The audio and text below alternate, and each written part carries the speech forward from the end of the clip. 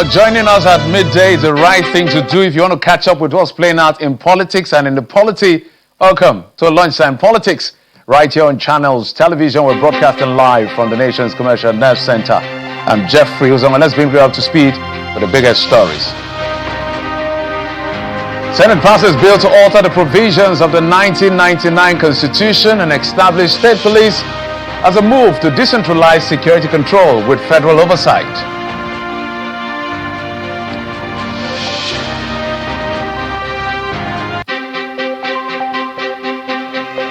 Second batch of Nigerian returned from South Africa to Nigeria following fears over xenophobic attacks in the South African nation.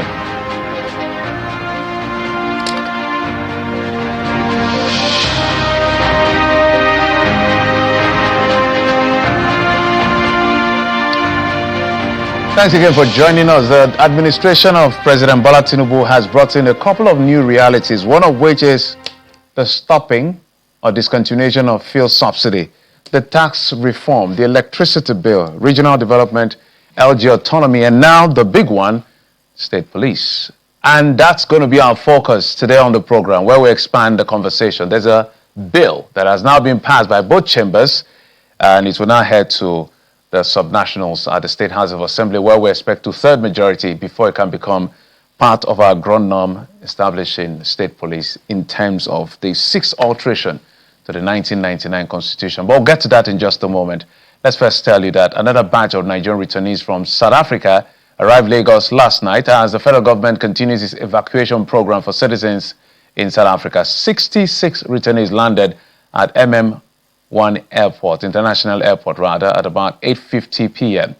on Wednesday, bringing the total number evacuated so far to 324, following the arrival of the first batch of 258 of Nigerians earlier this month. Evacuation approved by President Bola Tinubu was facilitated by ValueJet Chairman Tubakunle Saname with support from Nigerian diplomatic officials in South Africa. As part of reintegration efforts, the returnees will receive support packages from government agencies, corporate organizations, and private donors.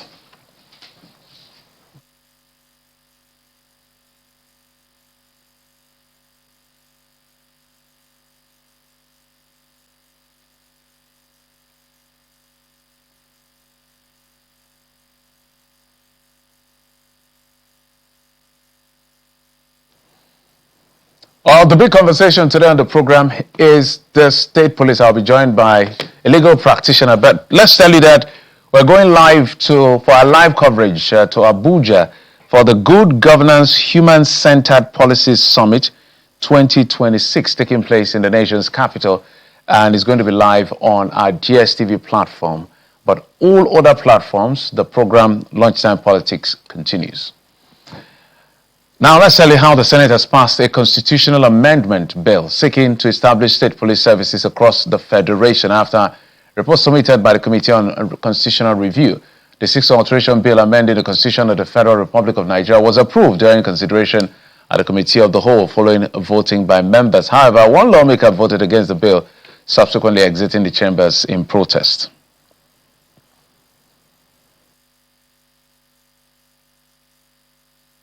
I am moving that we give every distinguished senator to answer his or her father's name by doing manual voting. The report of the Committee on Constitutional Review on the Constitution of the Federal Republic of Nigeria Alteration Bill 2026 SB 1055. I so move. As part of what we will also pass today is also to make sure that in those aspects of the Constitution, because I've seen 2 or 3 where it says that the president will merely write a letter and take over, or merely write a letter to no, we think that not just the president, but that power must also be shared with the National Assembly. What we are merely doing now is to see that all this pseudo state police that is created across the nooks and crannies of the country metamorphose into state police. Well, The session did go through and pass it. And to be fair, well, is the word to be fair the right word to use? I expect that issues of substantial dimension should be by individual voting. And sometimes the Senate disappoints with that. I think they try to do this voting individually so everybody knows where you stand. But the electronic device didn't work. I don't know whether it later worked, but at some point it didn't work. But things like the power of the president to suspend a sitting governor and the State House of Assembly, we should have known who voted for so that we'll know whether they will bring them back. Things like tax, I think that's real electronic transmission of result. That was when Senator Enyinaya Obaribe had called for division, which means everybody bears their father's name. And then this particular one as well, because these are historic bills. These are historic legislation. So we'll be clear so that constituents can know who their representatives is voting or what their representative is voting for or against, and they know the decision to make whether they will bring him in or not. But some people say we vote by emotions, not with our minds. But let's bring you our guest. Festus Ogun is a legal practitioner. He joins us virtually. Mr. Festus, thank you so much for coming on the program. Thank you very much, Jeff, for having me. Yes, they're all important, all talked about, State police is finally here. In fact, I was processing it yesterday and I put it on my DP on WhatsApp. I said, State police, panacea or palaver? So let me put that as a question to you. Is it panacea or panacea as they call it, or is palaver? Well, I believe the idea of state police is commendable. We have been consistently advocating for state policing to reflect what federalism truly is. We have said that it is anachronistic, it is outdated, it is old-fashioned for you to have a unitary policing system in a country like Nigeria, populated by over 200 million people. We have consistently said it, that the best way to help our security architecture is to have state policing. In fact, we are also looking at in the future having local security architecture, because when you look at it critically, security is local. If something is happening in my local government, the security architecture in that local government should be able to act. If something is happening in my state, the security architecture in my state should be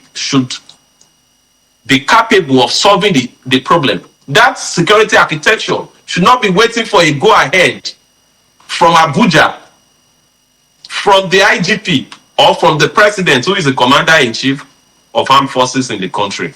So I think it's a commendable move. It reflects the agitation of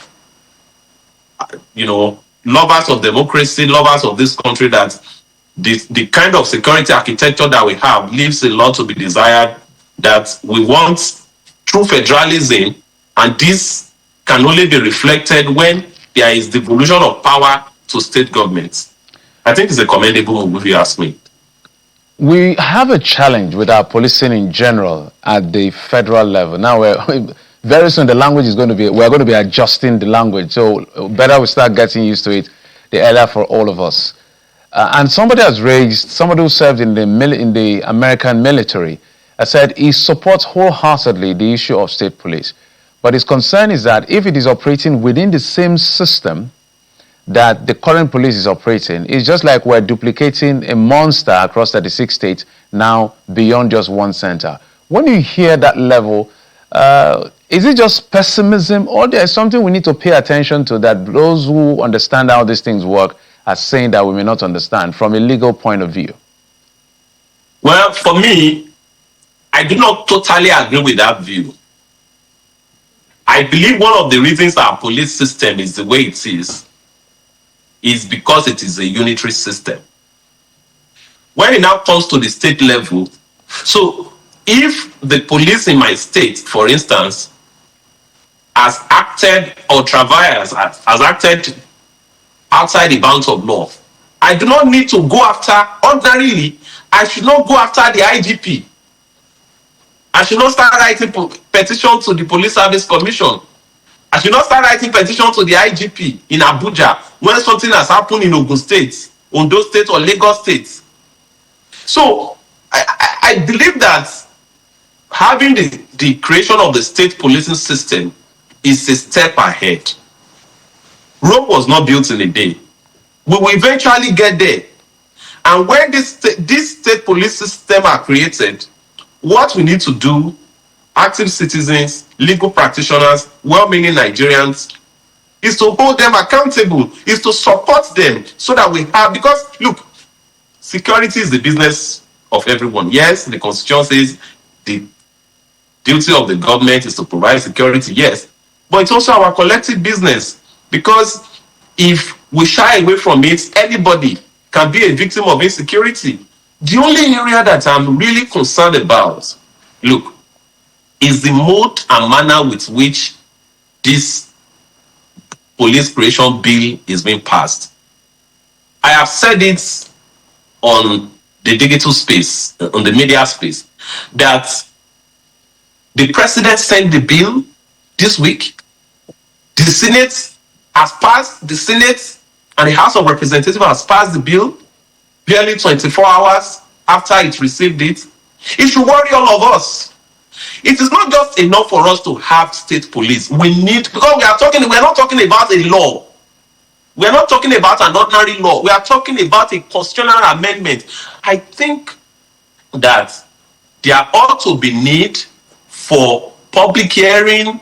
There ought to be need for due process to be followed, because it is not a regular kind of legislation. It's not a regular kind of amendment. I believe that the Senate ought to at least give room for debate on the content, because now we want to pass the bill into law or as a constitutional provisions. Give the creation of state policing a constitutional architecture.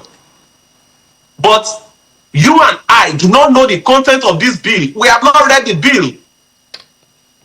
There has been no public hearing. Some have argued that, there have been some public hearing in the past. I said, no, that is not correct in law and logic. You can't have a public hearing on a bill that has just been introduced. We don't know the content of that bill. How are we sure that the public hearing that we purportedly held in the past are in alignment with the content of this current bill that is currently being passed by the Senate and the House of Representatives? It is on this basis that, as much as we love that we have a state policing, we believe it is very imperative, it is very important. We're also afraid that this bill is being passed without scrutiny, largely without scrutiny. There's no public hearing. We, the citizens of this country, are not even given the opportunity to make our inputs. So, because when it comes to constitutional amendments, the clauses has to be thoroughly reviewed. We are talking about legal implication.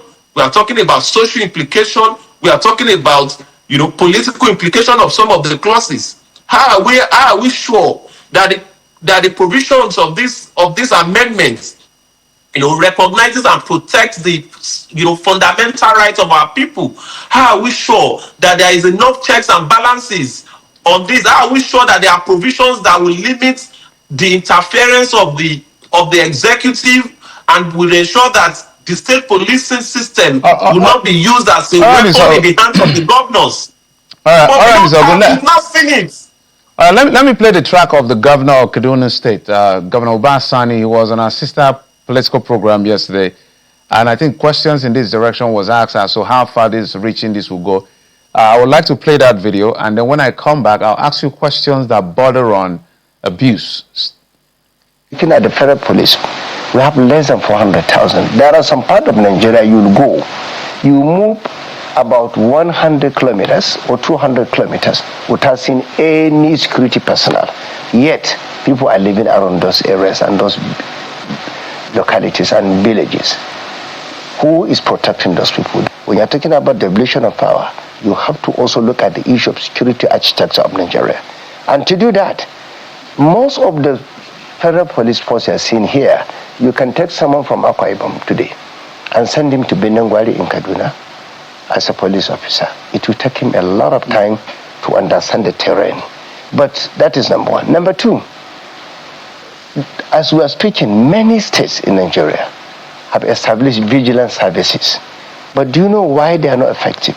It's simply because the Constitution prohibits them from holding light arms. They can only use firm action, meaning when you send them to go and protect the lives and properties of the people, you are sending them to death sentence. Because those bandits, insurgents they're talking about, most of them operate with AK-49, AK-47, I mean more advanced weapons. Certainly, something has to be done. And every day we are losing lives, people are being kidnapped, and you are blaming the government. Something has to be done. And that was the reason I went to Mr. President and say, it is time to establish support. I'm happy President Bola Ahmed Tinubu is a listening president, and is someone who believes in this country. What I'm trying to tell most of the people that are worried about the abuse, let's try it. There's room for amendments. So that's one of the governors, one of the leading voices, proponents of state police, saying there will be room for amendment. Let's not, because of out of fear, not do what is right. So I don't know whether that makes sense to you, because I've seen the bill. I forwarded it to you as well. The bill that has been passed by the Senate. I have a bit of the copy of the House of Reps in the draft. I have that of the Senate. I forwarded it to you, and we're going to have an harmonization committee that will, fine-tune before it's sent to the state houses of assembly. But I want to reel out the amendment that was done, I think, to section 215, but it's captured as clause 17.7. If my producer can put that up, I'll read it out to the audience so you can, whether this is fairly sufficient or an initial guardrail that should give a bit of confidence.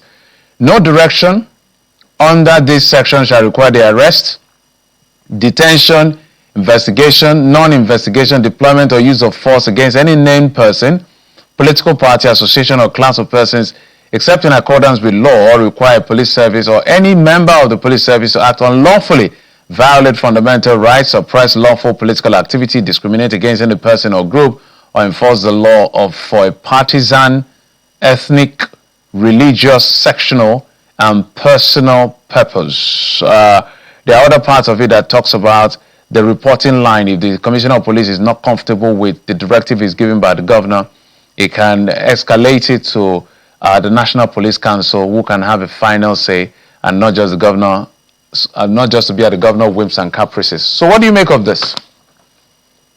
Well, I would have loved to see the consequences for the breach of this section 17, subsection 7 of the amendment. What is the consequence?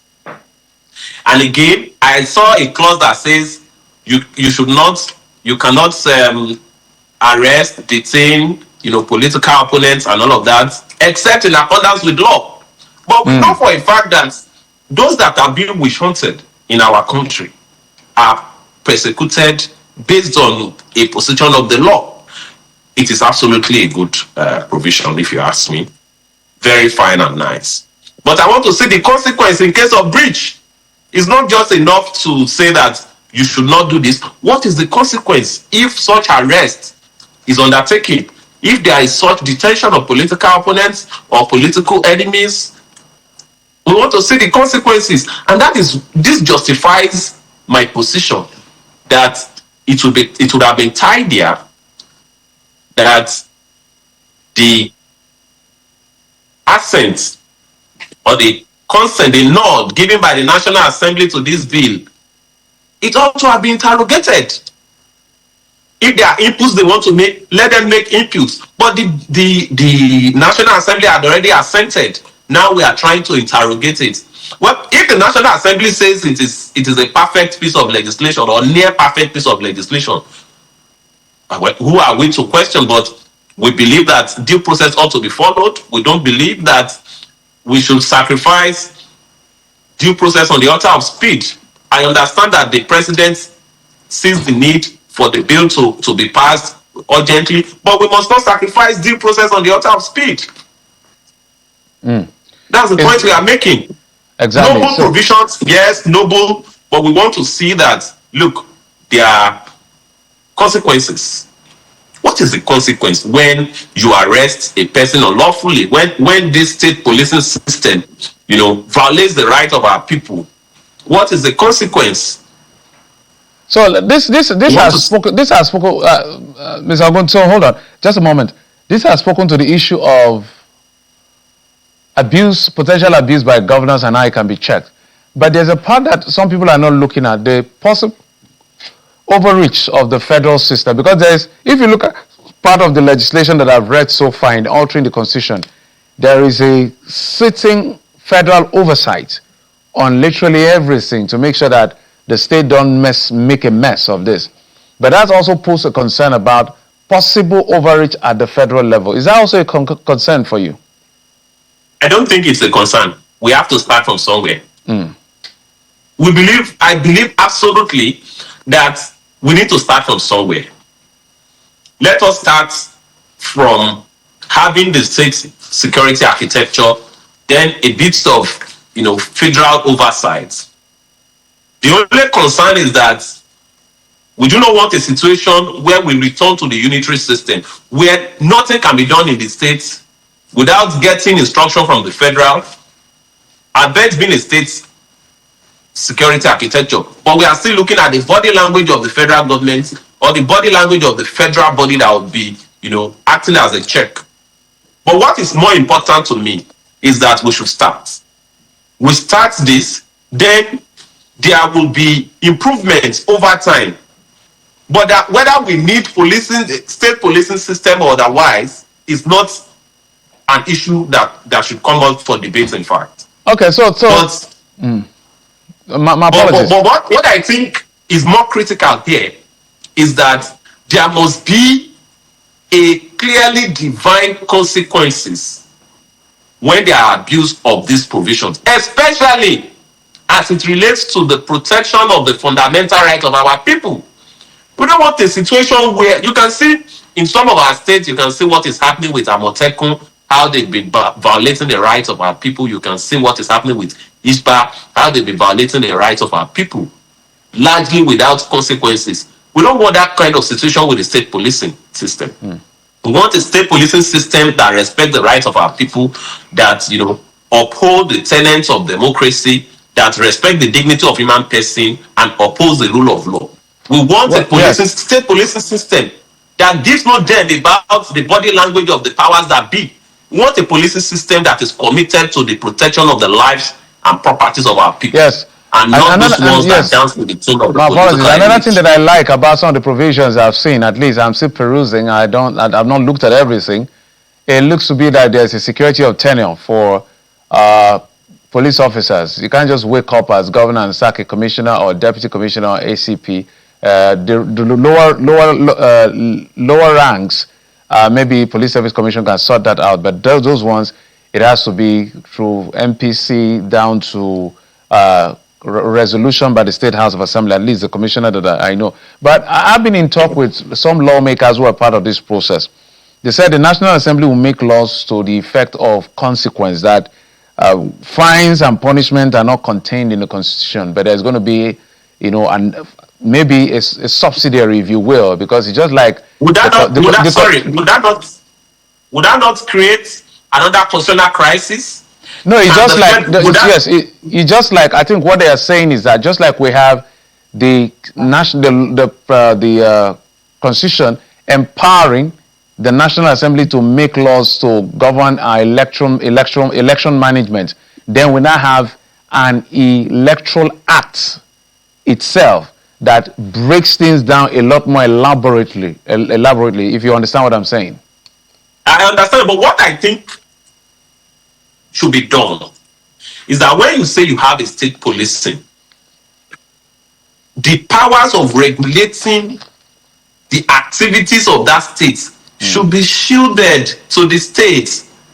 That's how we can move away from this unitary federalism to true federalism.